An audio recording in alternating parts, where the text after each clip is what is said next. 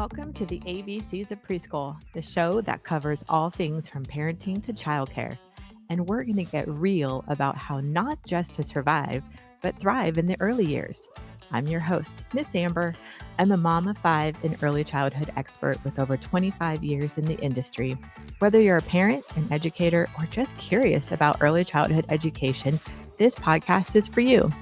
Each week, we're going to dive into what life looks like raising little ones, with special guests, industry experts, and personal stories that will leave you inspired and empowered. Get ready to explore, imagine, and discover the beautifully messy that comes with these magical years. Buckle up, because thriving during the early years is a wild and rewarding ride. Hello, everybody. Welcome to the ABCs of Preschool podcast. I am really excited because today is my first episode to interview someone, and I have the most amazing, beautiful, inside and out Angela. She is my sister-in-love. I don't use the word sister-in-law, but more importantly, she is like my sister. When did we meet? I think around 11 years old. Yeah. You were 11. Yeah. Yeah. So I think I was 13. And we met through a mutual friend. We went to Great America in Santa Clara, California. And I think I found out your birthday. Yep. How'd it go? Yep. I was purchasing something that had my birthday on it.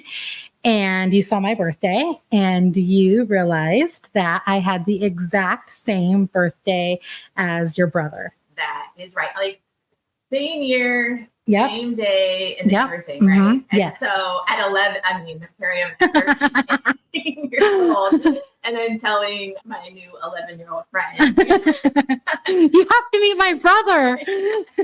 You were matchmaking back then. I was matchmaking back then. And so you guys, I don't even know how. How did you guys meet? A picnic, Memorial Day picnic. At church. Yep. At church. Yes. Right. So you want to just tell a quick background of how, like, your love story, maybe?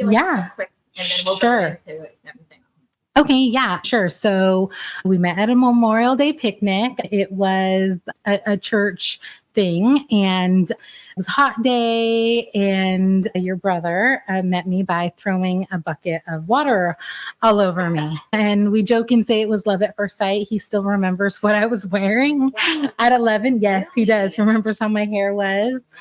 And we dated all through high school and then broke up at 20 years old. And it was heartbreaking to everyone. And then it took 10 years of us being apart, learning a lot about ourselves and growing and also having a lot of hardship during that time before we reunited at 30 years old. Yes, I love their love story. Maybe one day we'll do another episode with Josh here. But I think your love story is such a testament. Like, it's actually really true love. And the time gap was really hard for all of us. I had photos of Angela and Josh in my house in picture frames the entire time. Like, I couldn't remove you from my life, even though we weren't talking at the time. We didn't talk for a really long time, and my got married. You had a child. My brother you had a son. My brother had a son. But I would always say, I think they're gonna get back together. And my mom she would get mad. She would get really mad at me, like, you need to stop that. But look at that. Yeah, you guys found each other again. It's really beautiful. So Angela is such an inspiration, like, in so many ways. I think actually you and Josh, through this process that we're going to talk about, really, I was so in awe of watching you guys walk this very extremely difficult journey together. And it really showed me the power of love. And I'll be honest, I wanted that kind of love in my life when I watched you guys go through this. So you have been just so instrumental in my life. So I want to say first, you're gonna already make me cry. First of all, I want to say thank you for being here. Thank you for being vulnerable. This is not an easy subject, and so I think that if you just want to share your Sure. story, you can say it best, because I think there's a lot of moms out there right now that may find to come across this podcast that have been maybe are facing this, knowing that they may have to walk this path like you knew Yeah. for a long time that you were walking this path. Yeah. And then some may just be leaving the hospital. So, yeah. Okay. Well, first of all, thank you for having me and allowing me to talk about this, because just talking about it is healing. And that's the first message I want all of the mothers and fathers out there to know, that you should talk about these things, and it's healing to do that. And so a little bit of background, like she said, her brother and I, we were high school sweethearts. And I think it's important to say that when we were dating in high school, we always dreamed that we would have a little girl. And we'd always say a little girl that looked just like me, like had darker features, but blue eyes like my husband. And it was just the dream. We knew we'd have multiple children if we married young, but that was one of our dreams. And so when we got married at 30, I did have fertility issues. So that's another another difficult thing that women go through, even though I'd already had a child, a son. But I got pregnant about 5 years into our marriage with our son. His name is Cash. And then it was the nurses kind of joke and say that pregnancy kind of kicked my body into gear, because after having Cash, I was pregnant within 3 months of having him. And so I was a little overwhelmed by that, but we were both excited. And the first appointment that I had, I listened to the heartbeat. It was really exciting. It seemed like there were no issues. And then because of my age, being over 35, I opted to take some of those additional tests. And in those additional tests, there was some concerns. And so after meeting with the doctor and having some additional blood work, and because of how far along I was, they decided that I could have an amniocentesis without risking my baby dying, because there is always a risk of that during an amniocentesis. How far along were you around this time? I feel like you were pretty far along through all this process. I was. I think around the time of the amniocentesis, I was already around 17 weeks. And that's important because they were also dealing with, if there was something and I wanted to terminate the pregnancy, we had to move quickly. And that is obviously a part of my story. So they moved very quickly. So from Thanksgiving to before Christmas, they were able to get me in to see a specialist. And during that appointment, they did the amniocentesis, but they also took an in-depth ultrasound, and they saw that my baby, who was a little girl, first girl, because my husband and I each had a son already, and then we had a son together, that she had some pretty severe heart issues. And at that point, they did offer, without the results of the amniocentesis, to terminate the pregnancy. And I felt like I was hers and she was mine. And I didn't want to move forward with that. So we waited. I think that was in early December. And they said the results of the amniocentesis were going to take quite some time, but that they were going to try to get the results in before Christmas. So I actually came to your parents' house for Christmas. I remember that. Yeah, like a few days before Christmas, your mom said, "Why don't you just get away? I'll spoil you. And then if you get the results, you'll be here with us." Right. And I remember that time. And I don't know if as a family we did it right, because it was so like walking on eggshells. We didn't know, right? Like normal pregnancies. We talk about your, you know what I mean? Yeah. Like, your baby. And I just remember feeling like it was such like that. No one knew what was going to happen kind of time. Right. And so I don't know if we handled it right or wrong, or I don't know. I look back and think, gosh, I don't know if we did the right things at that time. Well, and that's the thing. No one ever knows how to navigate a situation like that. Like, is this baby going to survive? Do we celebrate the baby's life while, the mother is pregnant? And it's a difficult situation. So Christmas came and I didn't get any phone call. And so we went home, and it was 2 days later, December 27th of 2016, that I received a phone call. I missed the call. It was a voicemail, and the caseworker that I was working with said in the voicemail that she needed to talk to me because my baby had not one, but two chromosomal issues. Before we sat down, even we were just talking. Like, I literally asked Angela this morning at 6:30 in the morning if you would come chat. And even as you sat down, you said you still have that voicemail. I do, yes, and I still listen to it every year. We switched phone carriers earlier this year, and we almost didn't do it because I thought I was going to lose the voicemail. I didn't, surprisingly, because they told me I was going to. But yeah, I do. I still listen to it every year. When do you guys? It was hard. And it's really strange to explain, but I felt like we were chosen for this road. And there's several reasons why I think we were chosen, but at the time I didn't understand it. And this, again, is going to sound super weird because I know a lot of people don't experience this, but I definitely felt a sense of peace.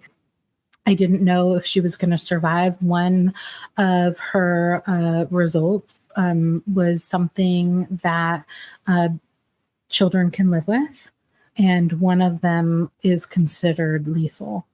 And I've since found out they don't know enough about it to know how lethal it is, but because most babies die before, women usually don't get to 20 weeks with a baby with that sort of diagnosis.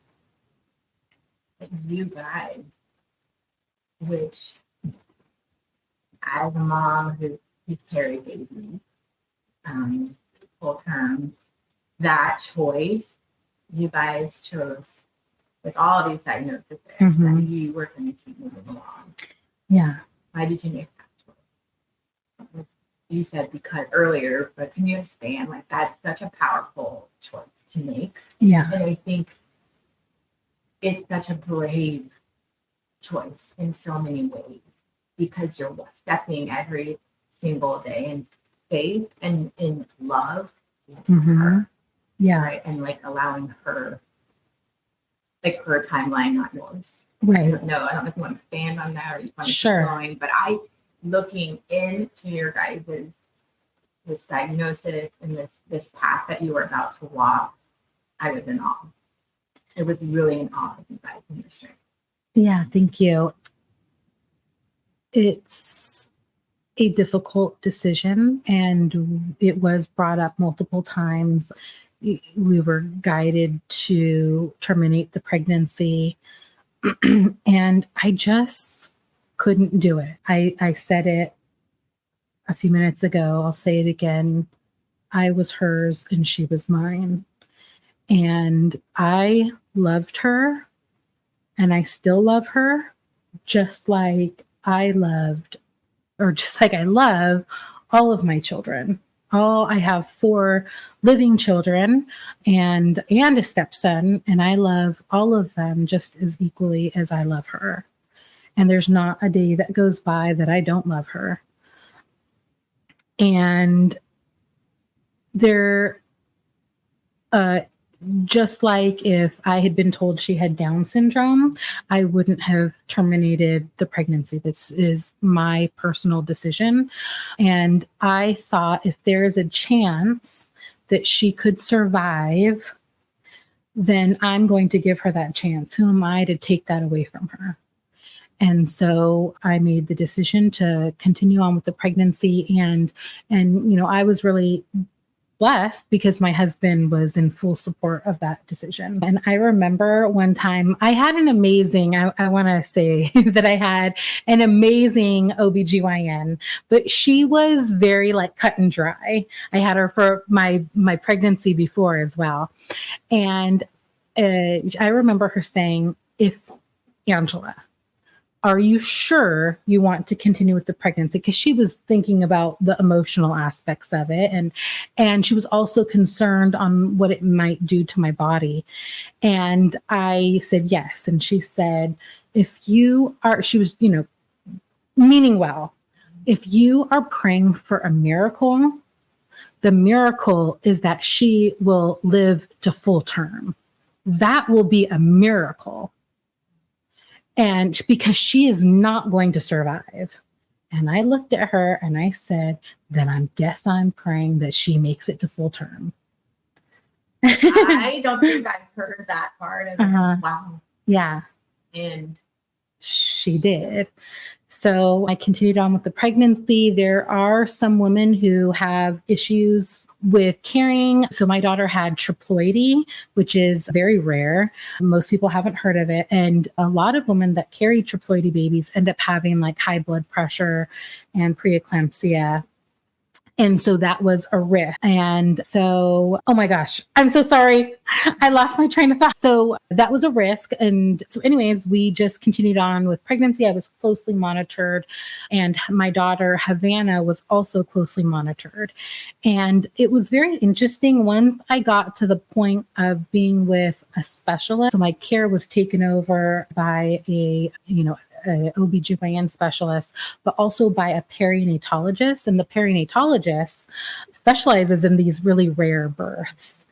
And I remember the first phone call I had with the perinatologist actually thanked me for continuing on with my pregnancy. Yeah, it was really cool. And then he shared with me how his mom had experienced a loss when he was a little boy. He was about 7 or 8 years old, but it had impacted his life so much that he ended up becoming a perinatologist. Yeah, it was really, really cool. Yeah. So kind of fast forwarding, the pregnancy was for the most part uneventful. It was really hard going to every appointment because I didn't know if that would be the appointment where I wouldn't hear a heartbeat. And so for those of you moms, and you know this as well, for those of you moms who have lost a baby even early on in pregnancy, when you hear there is no heartbeat, it's heartbreaking. And I had a lot of fear with that. But again, I knew that I was making the right decision by continuing on. So we decided after, closely tracking my care, that they wanted to induce me so that they would have all the proper people at the appointment. At the hospital. How many weeks were you? So I asked if I could make it to full term, which my babies always come early. Always early. Yes. So full term is technically considered 37 to 40 weeks. And so since I have a history of all the babies coming early, they asked, are you willing to let us induce you exactly at 37 weeks? And so I agreed. And it was right after, so Easter was that weekend. And then on the Tuesday morning, I was to be induced, Tuesday after Easter. What steps did you guys start to take prep? I don't know if you can ever fully prep. Yeah. For those moments and in that specific. Yeah, well, it's hard. I work full time and I had to tell my work what was going on. And so that obviously happened. But I had been in a support group and they had given a lot of input about guidelines for family because we didn't know if we would have her for any time at all or a minute, an hour, days. And so some of the things that they had recommended was designated designating someone close to you to take pictures and capture that. And so you were actually the person who did that. And yeah, thank you. It was an honor for us too. And then just some, my mother-in-law, your mom as an example, would want to know all of the details, which I understand that's how she processed things. But one of the things that people had gave feedback on was you don't want, in the moment, you don't want a bunch of medical questions. You just want to enjoy the time that you have with your baby. And so I don't know if you remember, but we sent out a text to my family and Josh's side of the family with some guidelines, like, please don't ask us about medical questions at the time. And it was just pretty basic. We'll let you know when we're ready for you in the room. The exception was you and I think my mom. Which I think on the receiving end of that, Mhm. you guys did that so respectfully, and all of us absolutely wanted to honor. Yes, every everyone was single amazing. wish Yeah. that you guys needed to go through this journey. We wanted to love you, support you, and however that looked for you guys was what we were going to do. Yeah. So it was amazing because Josh obviously has a sister and I have a brother. And so we invited, and my brother is married, has a wife. And so we invited both sets of parents and our siblings and my brother's wife to be with us. You weren't married at the time. I was not Yeah. married at the time, and that was why through that process. Yeah. Yeah.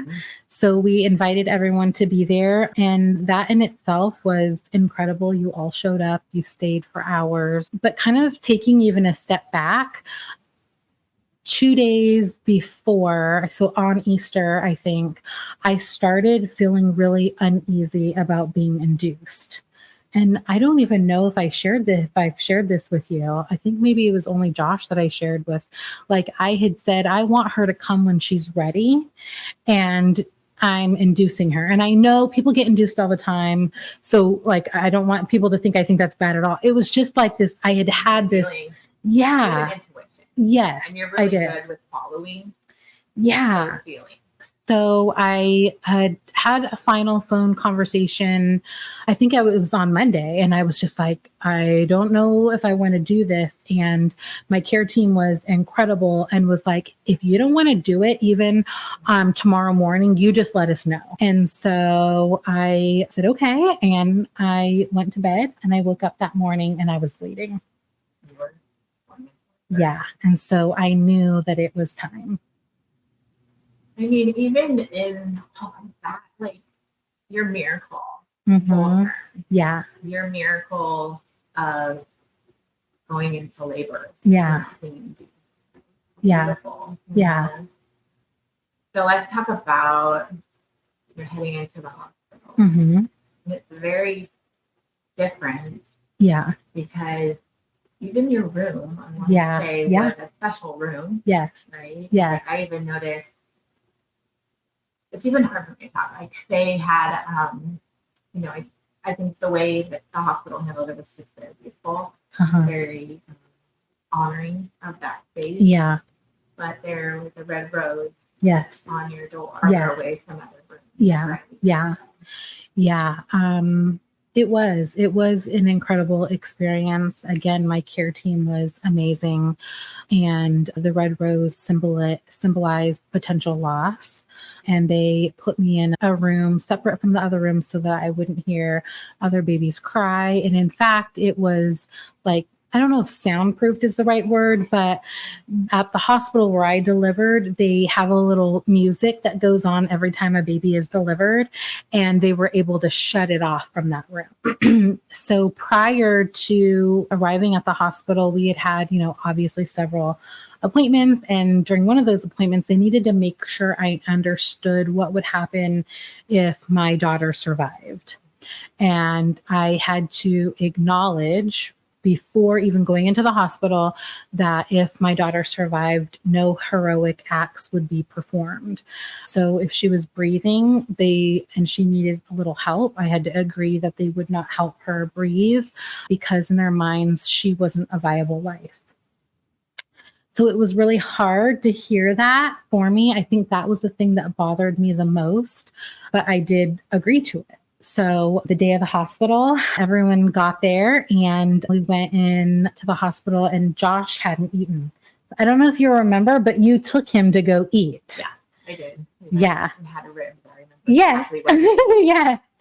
So while he was gone, my care team came in and my mom was with me. And I remember it was incredible. There were like 8 people in the rooms. They wanted me to be introduced to everyone.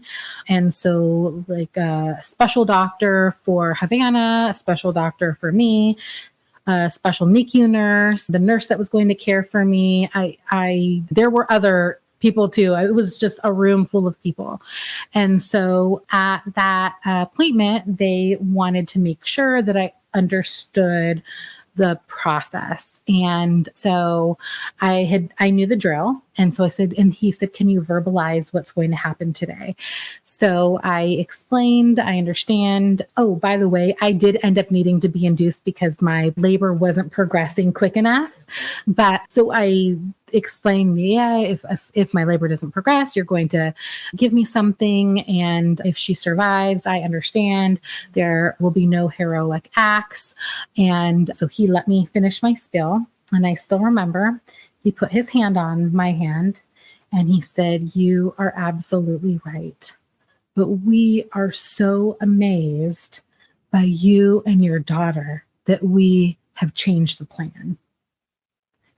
And it was really special to me that they decided that if she survived, they would perform any heroic acts needed to help her survive.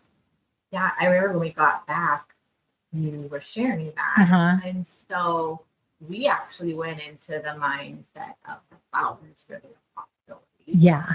Yeah. When I know they put what's the heartbeat monitor. The fetal monitor. Right when you got there or like during that appointment, did they put that on and say no, they took it off? They put it on and they took it off.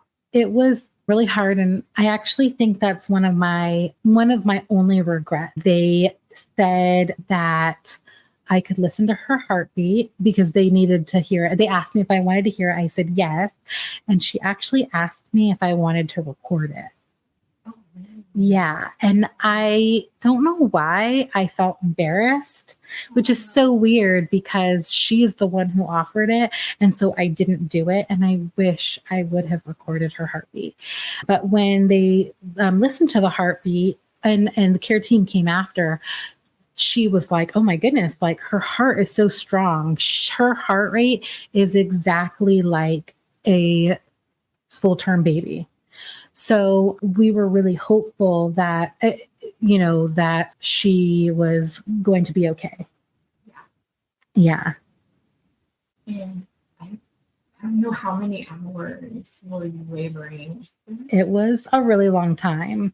So I came in, I think I went in around 10 in the morning and it was 11 o'clock, exactly 11 o'clock at night when she came.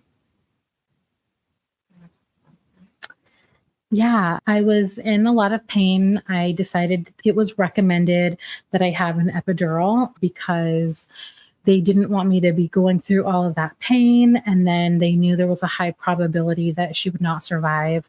So I was laboring and Josh had music on and he was reading, and I told him, he was actually reading the Bible, and I told him that I was in a lot of pain and something wasn't right in terms of the epidural.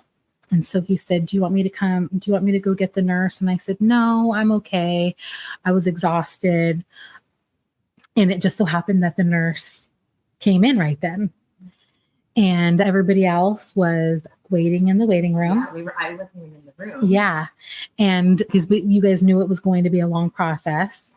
And she said, I want to check and see how far along you are, see how far I had dilated.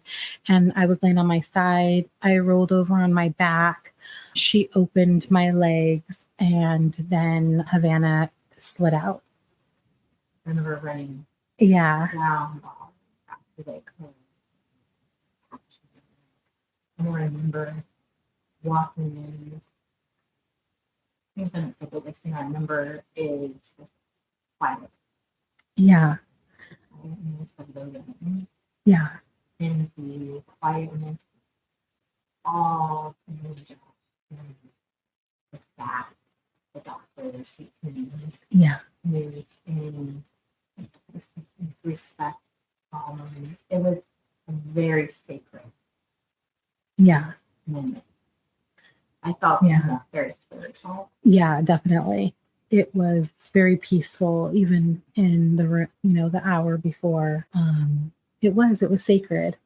And the nurse that was taking care of me was actually off her shift, and she asked if she could stay with me to care for me. And the first thing I asked was, "Is she alive?" And I have since found out that she did take a breath. Yeah, she took one breath. Yeah. And that's why the nurse wasn't sure if she was alive. So the nurse said, "I'm not sure. I need to get the doctor." Called for the doctor and then immediately started working on her. Yeah. But she took one breath and then passed away. A fighter. She was. Yes. Like determined fighter, like to the very end. Yeah. But she lived her journey. She did. Like she is such a gift. Yeah. And watching you and Josh too through that whole labor, the whole day, your kindness and love for the staff, for the team, even though you guys were going through some of your darkest moments. Yeah. You still extended love and grace to everybody else. You guys are so strong, and she's beautiful. She was beautiful. Yeah. Hold her. Yeah, it was really an incredible experience. And I want everyone to know, if you are in this sort of situation, a lot of people are afraid a lot of people terminate the pregnancy just because they're afraid. Like, I'm not going to be able to handle it. And I get that, but it was so beautiful. And there's nothing about that I regret. Everyone got to say hello and goodbye to her all on the same day. And everyone in the family got to hold her. And she was beautiful. And she truly was a gift. And yeah. And then I know we all laughed. Mm-hmm. And then you and Josh. Yeah. Yeah. With her, right? Yeah. And I think this is the part where I get really emotional. I've gotten so much better over the years. But after she left, I held her. And it's really interesting. If you look at some of the pictures that you took, we were smiling. And I remember Josh saying one time, like, "That's embarrassing. My daughter just died and I was smiling." But we were so happy to have met her. And she made such an impact on our lives. It was like you did it. You did it, princess, And we were just happy in that. But after everyone left, it was just the three of us. And it was like Josh wanted to do everything that he knew he'd never be able to do. And so he sang to her as he held her and he danced with her. And the hardest thing was having to call the nurse and tell the nurse when I was ready for her to leave. I was ready for her to be taken away, because the reality is that I was never ready for her to be taken away. And so that was hard, but I knew that it was time. And we said our goodbyes to her, and we have our pictures, and her spirit lives on. She's changed us. She's changed all of us. Agree. Thank you, Havannah. For gracing us with your beautiful life. Yeah. And Angela, truly, you are so strong. I can never imagine what the things that you feel. And, I just can't say that I understand. I've never been fully in your shoes. Just like, as all of us as humans, we're all walking this path of life on our own journeys, facing our own trauma and struggle and hardship. And I think just moving forward through life, it's just that love and grace that we should be offering everybody that comes in contact with us, because we just don't know what's going on behind the doors.